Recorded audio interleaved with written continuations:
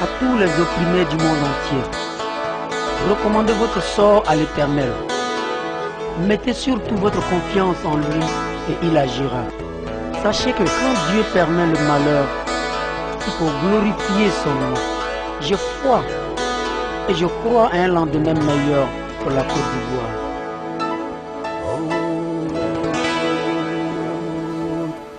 Avant de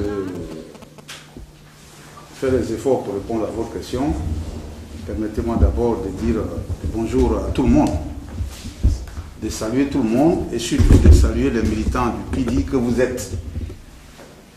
Tout à l'heure, votre responsable régional et national, je crois que c'est comme ça qu'elle s'est présentée, a eu les mots aimables à notre endroit.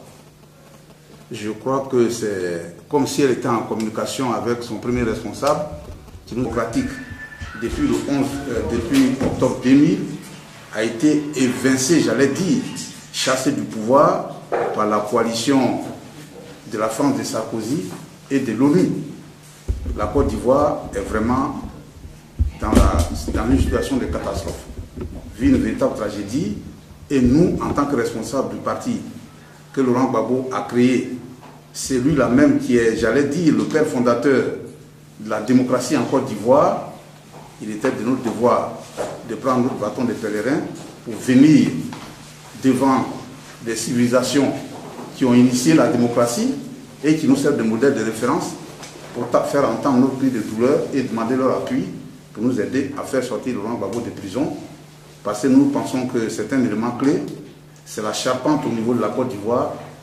En l'absence de Laurent Gbagbo, le pays vit la catastrophe. Pourvu que Laurent Gbagbo y mette pied dehors, qu'il sorte de prison, la Côte d'Ivoire va retrouver la sérénité et la paix, et c'est ce que nous sommes venus chercher. Che cosa pensate di fare? Qu'est-ce que vous pensez faire? Ce que nous pensons faire, c'est ce que nous sommes en train de dire. Et permettez que, avant d'aller plus loin avec vous dans mes propos, que je puisse saluer tout ce monde qui est là. Vous savez, l'adage chez nous le dit, et je crois que cela existe dans toutes les cultures et toutes les civilisations. Un naufragé, c'est-à-dire quelqu'un qui est en train de se noyer là. Lorsqu'il voit un gros caïman qui passe, il pense que c'est une souche. Pour lui, il suffit de regagner la berge. Si le caïman montre sa queue, il se jette sur la queue du caïman. Il ne se pose pas la question de savoir si c'est un arbre ou bien si c'est un morceau de pirogue qui passe.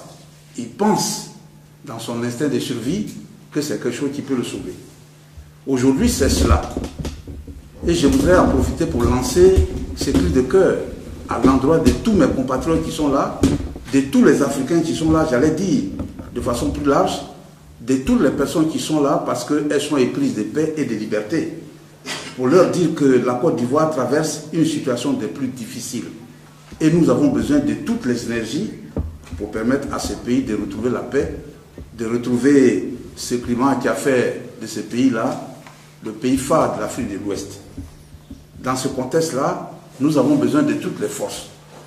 Tout à l'heure, le responsable du CUR, le cadre d'unité de résistance, d'action unitaire de résistance, je crois que c'est important.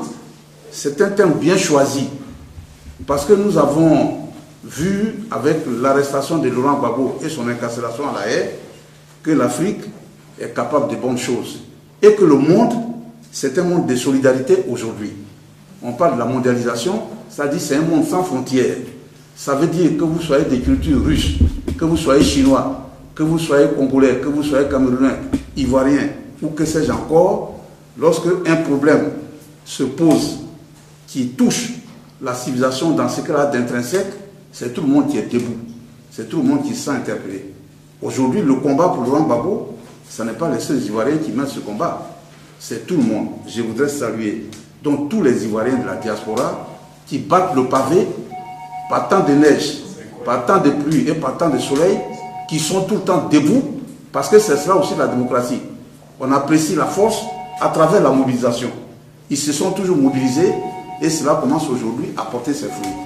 Je voudrais, au nom de la direction du Front populaire ivoirien, les saluer. Leur dire merci pour leur combat. Nous sommes arrivés au beau milieu du tunnel. Le bout du tunnel n'est plus loin, qu'ils renforcent leur solidarité qu'il soit toujours convaincu que nous luttons pour la même cause. Et on a fait la présentation tout à l'heure. On a présenté Bernard Oudin. Bernard Oudin qui est là en tant que représentant du porte-parole. Que ce soit le porte-parole, que ce soit le Fonds privé ivoirien, nous luttons pour la même cause. Surtout que Bernard Oudin a été quand même un des proches collaborateurs de Laurent Gbagbo. Il a été un de ses conseillers. Hier, nous étions à Rome. Nous avons échangé avec le responsable du PIDI. Et il y a un aspect très important qui m'a échappé. Il a fallu Bernard pour me rappeler ce point important, le rôle que nos camarades du PIDI peuvent jouer au niveau du Conseil de sécurité de l'ONU. Parce que vous avez tous été témoins.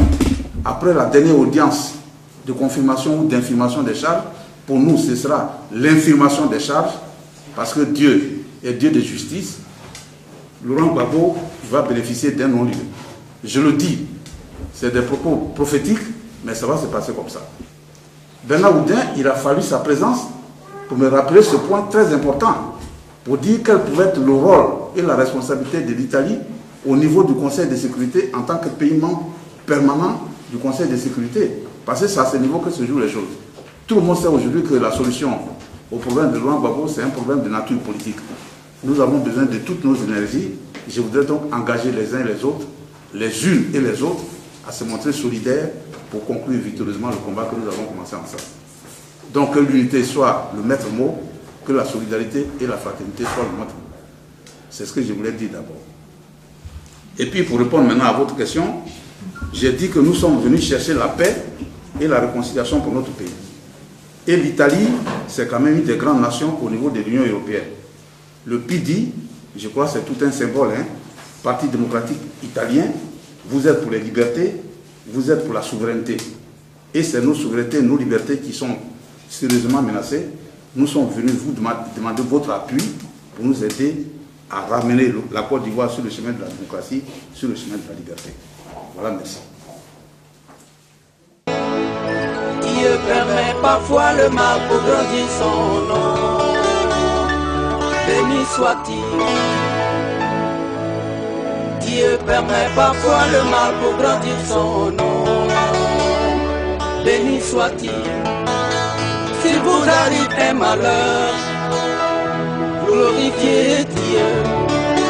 Parce que comme Job, il vous le rendra, mais il vous rendra le doux de ce que vous aurez.